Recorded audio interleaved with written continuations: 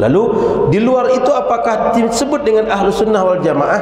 Ketika Imam Abu Hasan al-Ash'ari muncul untuk menjawab semua akidah yang sesat di dalam sekte-sekte dalam Islam ini, maka akidah beliau disebut dengan ahlu sunnah wal jamaah. Sehingga secara istilah dalam ilmu akidah, sejak masa munculnya Imam Abu Hasan al-Ash'ari dan kesamaan akidah beliau dengan imam-imam yang tiga tadi, maka di luar itu tidak lagi disebut ahlu sunnah wal jamaah. Para habaib itu punya rabitah juga, punya kesatuan juga, namanya rabitah alawiyah. Di situ akan ketemu data setiap habaib itu. Nanti akan ketemu nasabnya sambung mana, sehingga mereka punya buku nasab seperti paspor dia. Maka bisa dilacak dia keturunan siapa, keturunan siapa, keturunan siapa, keturunan siapa. Kalau dia punya buku itu, nanti bisa kita akui, oh ternyata nyambung keturunan dia. Kalau ingin secara administratif.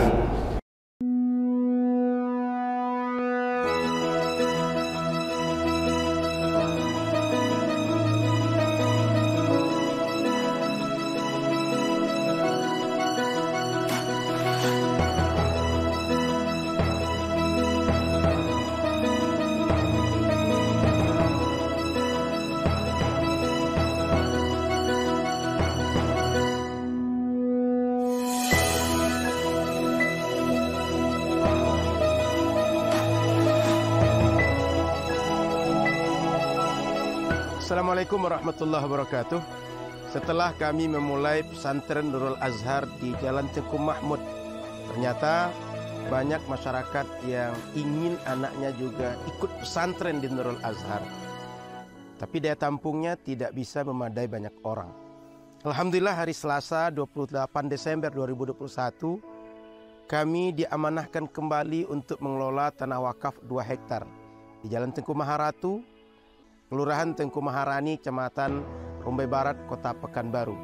InsyaAllah, tanah 2 hektar yang terhampar di belakang ini akan kita bangun pesantren Nurul Azhar 2, sehingga semakin banyak masyarakat yang bisa ditampung untuk belajar ilmu agama. Di sini mereka menghafal Quran, mereka belajar cara baca kitab-kitab yang menjadi referensi ilmu Islam. Kita menyebutnya kitab kuning, dan mereka kita latih kemandirian, berjiwa sosial dan aktif dalam berdakwah di masyarakat. Bapak Ibu bisa support wakaf pembangunan pesantren Nurul Azhar 2 melalui rekening Bank Muamalat 221066666666 kali atas nama Yayasan Tabung Wakaf Umat atau Bank Syariah Indonesia BSI 14766666666 6-nya 7 kali. Tahu, Bapak Ibu bisa support melalui Bank Rio Kepri Syariah 82021666661. Mohon ditambahkan kode 01 di ujung transfer Bapak Ibu. Kemudian konfirmasikan kepada admin Yayasan Tabung Wakaf Umat. Hubungi 0852 65416060. Admin Yayasan Tabung Wakaf Umat. Semoga di akhirat ini yang perjumpakan kita dengan Nabi Muhammad sallallahu alaihi wasallam. Berkah selalu. Terima kasih. Assalamualaikum warahmatullahi wabarakatuh.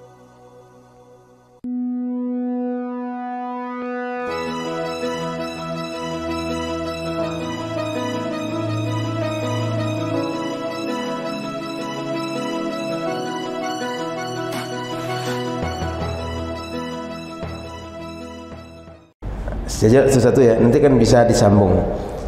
Pertama, Imam Murtada Az-Zabidi Al-Hafiz, beliau seorang ulama besar dalam hadis, bukan sekadar ahli hadis, tapi sudah pakar lagi dalam hadis. Kata beliau, idza utliqat ahlus sunnah wal jamaah fayuradu biha al-asy'ariyah wal maturidiyah. Kata beliau, kalau disebutkan dalam kitab-kitab ulama, dalam majlis-majlis ilmiah ahlus sunnah wal jamaah, maksudnya siapa? Imam Abu Hasan al-Ash'ari. Bulan lalu sudah kita jelaskan tentang sejarah munculnya ahlus sunnah wal jamaah. Yang kedua, Imam Abu Mansur al-Maturidi. Dua imam ini hidup semasa, Pak. Cuma satu di Basrah, satu di Samarkand. Basrah ini kalau kita bandingkan seperti sekarang, satu di Pekanbaru, satu di Perawang. Kira-kira yang terkenal yang Pekanbaru atau yang Perawang? Yang Pekanbaru. Tapi keduanya sama, cuma berdakwahnya satu di Perawang, satu Pekanbaru. Maka yang Pekanbaru ini terkenal, lebih tersohor dibanding yang di Perawang. Tapi keduanya sama. Dan di masa beliau juga ada namanya Imam Abu Ja'far At-Tahawi, meninggal 298. Ketiga imam ini, Imam Abu Ja'far At-Tahawi 298, Imam Al-Maturidi 333 meninggalnya, Imam Abu Hasan Al-Asy'ari 324. Kan dekat-dekat tuh. 298 hampir 300 kan? Kemudian 324, kemudian 3333. Kan dekat semua umurnya tuh. Ini dulu yang punya karangan, punya metode, punya murid dalam mengajarkan Ahlus Sunnah wal Jamaah.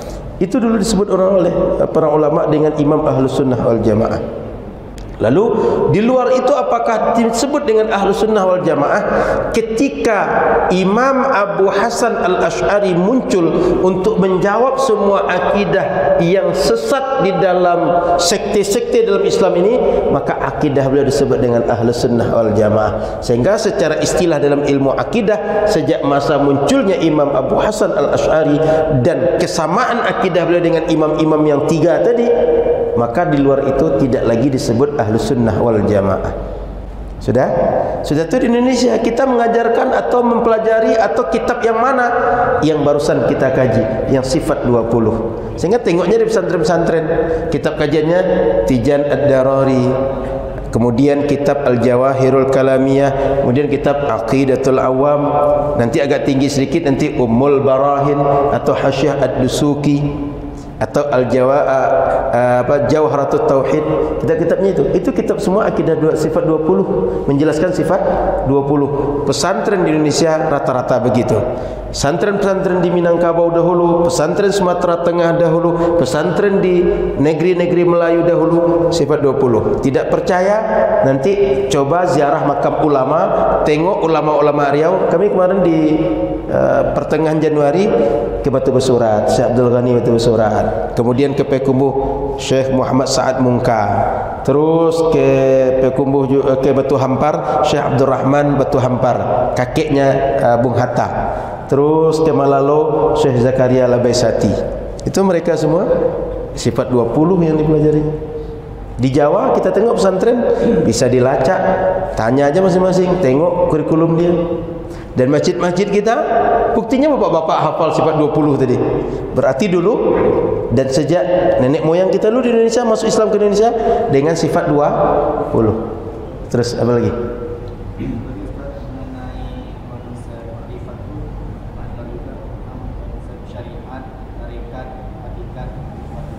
Apa perbedaan bahasa?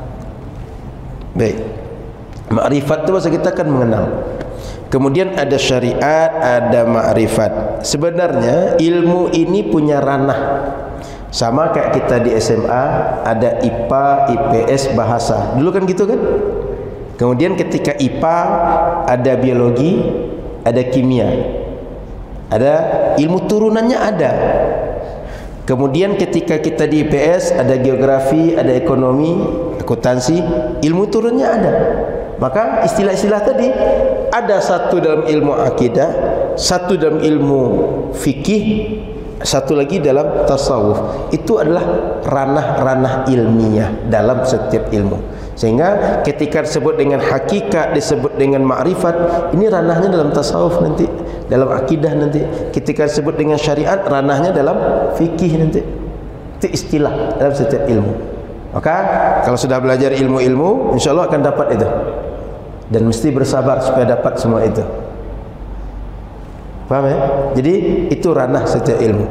Sehingga nanti kita akan mengenal ada ilmu tafsir, ada ilmu hadis, kemudian ada ilmu Quran, ada ilmu bahasa Arab ada nahwu, ada saraf, ada balaghah. Balaghah dia ada lagi ilmu ma'ani dan seterusnya. Masing-masing punya istilah.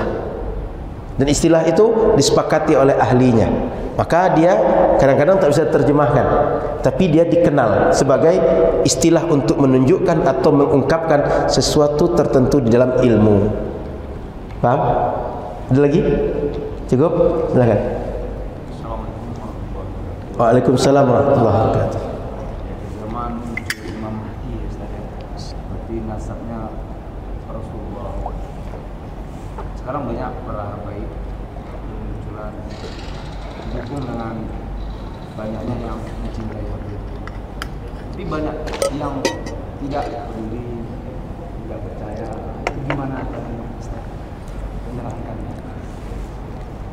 Dia mungkin tak percaya itu karena tidak tahu. Dia tidak percaya itu karena belum ketemu. Dia tidak percaya itu mungkin karena tak ada ilmunya. Maka caranya dibawa duduk di majlis ilmu. Itu aja caranya. Kalau ingin bukti lebih otentik, bawa ke Jakarta, bawa mereka, ada namanya Rabithah Alawiyah. Rabithah Alawiyah itu semacam asosiasi lah kalau kita. Kayak di sini ada IMR kan? IMR. Ada kan? Orang Minang di Riau ada kan? Betul kan? Apa namanya? IKMR. Kan ada itu kan? Para habaib itu punya rabithah juga, punya kesatuan juga. Namanya Rabithah Alawiyah. Di situ akan ketemu data setiap habaib itu. Nanti akan ketemu nasabnya sambung ke mana. Sehingga mereka punya buku nasab seperti paspor dia. Maka bisa dilacak dia keturunan siapa, keturunan siapa, keturunan siapa, keturunan siapa. Kalau dia punya buku itu, nanti bisa kita akui, oh ternyata nyambung keturunan dia. Kalau ingin secara administratif. Kalau ingin sekedar dalil, bawa majelis pengajian. Gitu Pak. Karena kita nggak bisa untuk meyakinkan kepada orang buta matahari itu terang. Ya kan? Kalau orang nggak tahu matahari ada, yang dia selama terkungkung dalam rumah, suruh dia keluar dulu dari rumah tadi. Nengok dia matahari, tu matahari ya. Kayak orang tadi dia tidak yakin selama ini kan. Kita bawa betul, bawa ke Rabithah Alawiyah, bawa ke habaib atau bawa ke pengajian. Di pengajian itu dibahas tentang nasab keturunan Rasul, dibahas tentang bagaimana hadis-hadis dan ayat tentang keturunan Rasul. Gitu caranya Bang. Kalau tidak juga, kan kalau orang sudah tahu kebenaran tapi tetap diingkari, berarti dia bermasalah. Bukan habibnya bermasalah, dianya yang bermasalah. Hatinya yang tertutup daripada hidayah. Itu lagi. Kita paksakan orang ini kan tak bisa kan? Betul? Maka kita bawa dia kemana atau apa caranya yang membuat dia tahu lalu dia yakin. Kalau sudah sampai kepada yakin, semua orang sudah yakin, dia enggak juga yakin, berarti dia yang masalah. Itu Bang. Ini semua orang yakin ada Habib, kemudian itu Habib memang keturunan Rasul. Dia yang enggak yakin, berarti dia yang masalah. Paham kan? Ya, jadi kalau apa namanya dalam fikih itu disebutkan likulli saqitah laqit. Kalau ada mohon maaf perempuan tak benar, mohon maaf Kak, pekerjaannya agak hina, itu meskipun hina kata orang, tetap ada juga yang mau bersama dia tuh.